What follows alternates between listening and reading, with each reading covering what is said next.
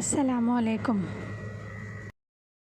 یہ آیت ہم پہلے بھی پڑھ چکے ہیں، پہلے بھی گزر چکی ہے کہ بیویوں کے معاملے میں کہ جن کی ایک سے زائد ہو، تو اگر تمہیں اندیشہ ہے کہ تم برابر انصاف نہیں کر سکو گے تو پھر تم ایک ہی پر اتفاق کرو، کیونکہ تم عدل نہیں کر پا رہے، اور دوسری شادی مت کرو۔ اگر تمہیں خود پر اعتماد ہے، بھروسہ ہے کہ تم سب بیویوں کے درمیان عدل قائم کر سکتے ہو، تو پھر تم 2 کرو، 3 کرو، 4 کرو، شادی کر سکتے ہو۔